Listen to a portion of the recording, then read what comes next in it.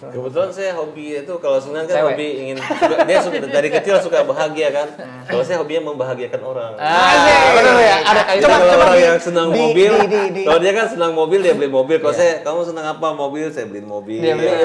Kamu senang apa rumah, Tapi saya beliin dijadiin bini rumah. dulu. Hah? Dijadiin bini dulu. Ya haruslah. Asik.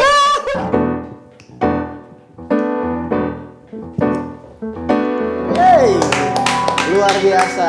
Malam hari ini dari lantai 20. Luar biasa, saya ditemani oleh dua orang, kalau saya menyebutnya Wah gila. Lo mulai, gue belum datang udah dimulai. Mas. lu datang, lu akhirnya datang. Tadi gua mau sendirian. Aduh gila. Nggak bisa. Aduh, Ini nggak gua tadinya bener gua pengen solo kali, kenapa ada dia? Saya tuh dikibulin mas. Katanya mulai jam 8. Bisa. Ini lu nggak boleh menyampaikan fakta-fakta yang tidak berdasar. Oh, bisa disomasi tuh. Betul. Ampun. Bahasanya bahasa hukum ya. Jadi lu datang di momen yang tepat. Iya. Ya, lu momennya tepat banget. Jadi kita akan membongkar tentang dua orang yang sangat luar biasa ini. Apa yang Biasa perlu di dibongkar? Ya, biasa di luar kalau kata mereka ya. Wah, ini kebiasaan Judulnya zaman dulu nih. Lawyerku sayang, lawyerku kondang. Asik. Iya kan? Farhad, Awas, dan Sunan Kalijaga. Tepuk tangan dulu, semuanya tepuk tangan dulu. Hey. Luar biasa. Apa kabar Mas Farhad? Kabar baik, Mas Ben. Alhamdulillah baik. Sekarang kalau kita buka TV isinya mereka berdua doang sih. Yang bener loh, Bre. TV nasional isinya kalau nggak beliau ya beliau. Kalau gue justru melihatnya di sosial media. Nah ini kan lawyer kan banyak Bre. Lawyer kan banyak. Nggak cuma di Jakarta, di hampir semua daerah kan banyak lawyer. Iya. Tapi yang kedengeran, yang ngetop itu kan nggak banyak. Beberapa gitu. Dia lagi. Iya. Nah ada yang bilang kalau mau ngetop harus pegang kasus yang fenomenal, yang unik, yang nyentrik. Ya kan, misalnya kayak Mas Sunan dulu kan sempat ada kasusnya Jennifer ya. Siapa ya? Lupa saya. Wah lupa. Ya. Tapi rasanya ingat kayaknya. Hah? Ingat lupa. Gue cuma inget nama. Ingat rasa. Nah, itu tanya dia waktu tanya. Gue nggak ikutan. Enggak, oke. Maksudnya apakah iya gitu? Memang harus ada. Ingat rasa itu maksudnya ingat dia pakai perasaan. Iya, mempergunakan. Enggak, apakah iya? Memang harus ada kasus yang kontroversial dulu. Kalau gini, Ngebangun karirnya gimana sih? Kalau lawyer itu ya memang harus ada kasus yang paling standar dan paling berat gitu. Kalau saya sudah melalui yang teringan dan terberat gitu. Kalau Mas Sunan?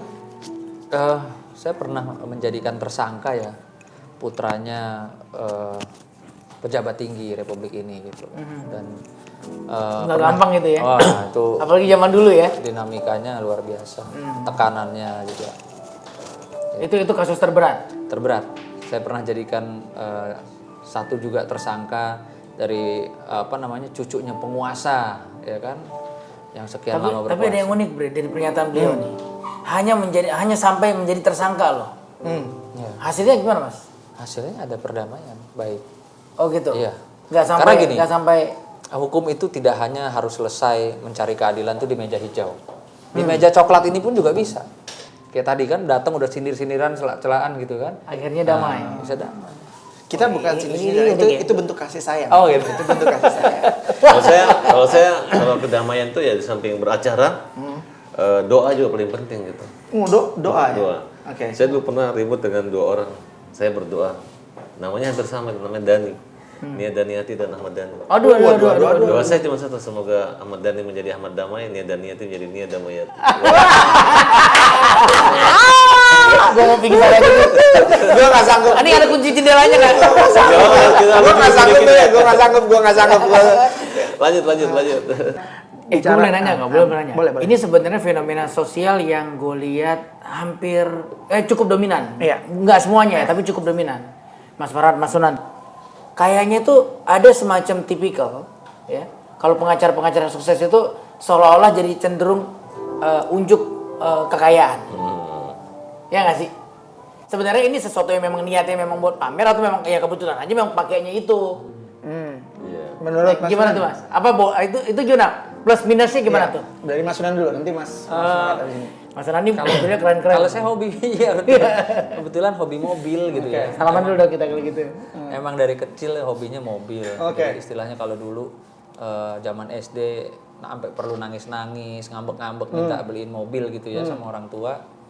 Nah kalau sekarang ketika punya duit ya kita bisa beli mobil, bisa ganti pelek, aksesori dan lain sebagainya. Jadi emang hobi. Nah itu pun juga dipakai itu tergantung suasana, mood atau kita mau pergi kemana gitu loh. Jadi kalau pagi itu emang benar saya kadang suka bingung hari ini hujan kira-kira banjir nggak? Enaknya pakai Rubicon gitu kan. Atau misalnya ke istana bareng ketemu Mas Glenn kan waktu itu saya pakainya sedan Chrysler gitu. Jadi Wah, udah dua brand tersebut lumayan sponsor. Terus kalau hari Minggu gitu kan mau manasin mobil bawa ngebut ya pakai Range Rover Evoque yang sport gitu loh. Gila, gue nggak paham deh. Kalau Mas Farhat gimana Mas Farhat? Kebetulan saya hobi itu kalau Sunan kan Cewek. hobi dia suka, dari kecil suka bahagia kan. Kalau saya hobinya membahagiakan orang. Benar ya, ada Kita kalau orang yang senang di- mobil, di- kalau dia kan senang mobil dia beli mobil. Kalau saya, kamu senang apa mobil, saya beliin mobil. Dia beliin. Kamu senang apa rumah, Tapi saya beliin dijadiin bini rumah. dulu. Hah? Dijadiin bini dulu. Ya harus lah. Asik. Oke, terus. Jadi justru kalau untuk memamerkan saya nggak memamerkan. Oke. Pasti banyak yang iri, banyak yang cemburu, dan takut tidak adil. Saya pernah dulu punya pengalaman. Nah waktu perceraian pengacara tim lawyer tuh mengatakan wah kasihan Farhat nggak punya apa naik taksi gitu. Oh saya marah dong. Saya marah gitu. Marahnya kenapa? Marah kamu bikin malu gue diajak orang karena orang bilang wah kere kalau ada uang apa semua gitu marah. Tapi ternyata ada klien saya yang baik, ngeliat lu nggak punya apa, saya dikasih mobil. Akhirnya hari itu terkumpul 3 mobil dengan uang. Dari klien? Dari klien ada yang ngasih 1 mobil. Kamu nggak punya mobil nih buat kamu. Itu Kamu boleh? nggak punya mobil. Itu boleh? Maksudnya Boleh. pengacara Boleh. dapat? Boleh? Ya tapi akhirnya saya pikir loh, gara-gara lu bilang gue naik taksi, gue dapat 3 mobil. Udah bilang aja gue miskin gitu. Oh, oke. Trik. Ya ini kebetulan mungkin karena mereka kasihan aja gitu karena kok Farhat sampai segitunya gitu. Padahal waktu itu saya marah sama teman saya, kenapa kamu bikin malu saya gitu. Tapi ternyata sengsara membawa nikmat. Kalau saya melihat ya sebenarnya yang terlalu mempamerkan itu hanya ada beberapa orang lawyer aja. Misalnya ya kayak Hotman Paris. Hotman Paris kan terlalu memamerkan berliannya gitu, mobilnya. Kan itu kalau menurut Mas Farhat itu sah-sah aja atau Sah saja, cuma maksudnya terlalu berlebihan menurut saya. kalau menurut Mas Sunan?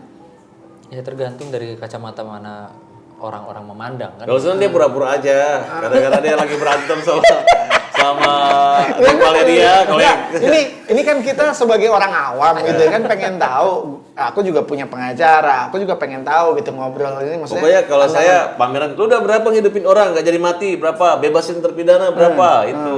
Ya, kalau Mas Sunan ini diplomatis banget nih jawabnya nih. Gimana Mas Sunan? Pamer-pamer gini loh ketika orang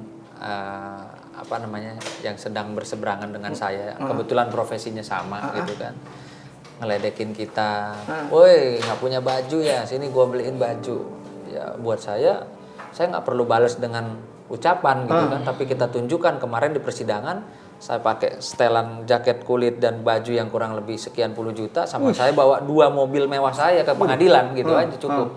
Sementara saya pengen tahu juga dia turun dari mobil apa. Itu sampai sebegitunya maksudnya apa? Itu namanya Sea War, Sikis War. Nah, Secret War.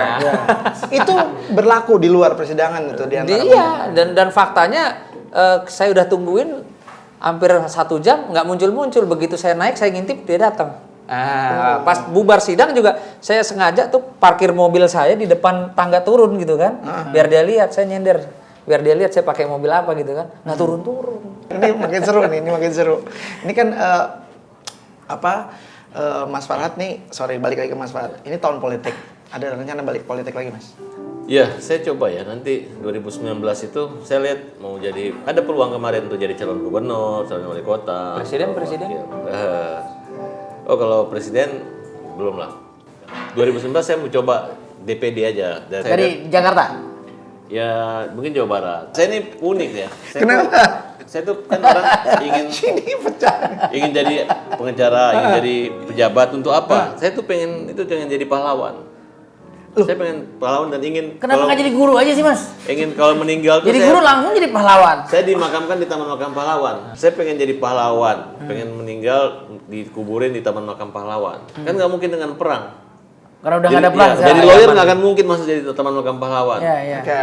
Jadi saya bilang yang bisa masuk pahlawan ini yang pencipta lagu, bikin lagu. Nah, makanya kayak W.R. Supratman kan bikin lagu tuh. Iya, Saya bikin lagu. Ya, tapi beliau pernah bilang loh sama gue. Tom, gue nelpon tuh kalau nggak salah tuh agak malam dikit ya. Gue pikir serius kan, emergency mau ngapain gitu. Ternyata dia cuma cerita dia punya lagu tentang perjuangan. Perjuangan. Udah gitu dia nyanyi di telepon loh. Jadi Top dia.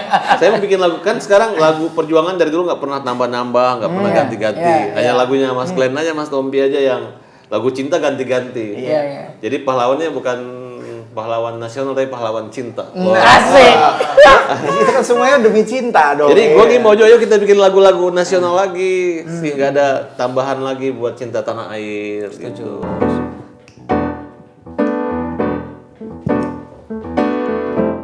Yeah.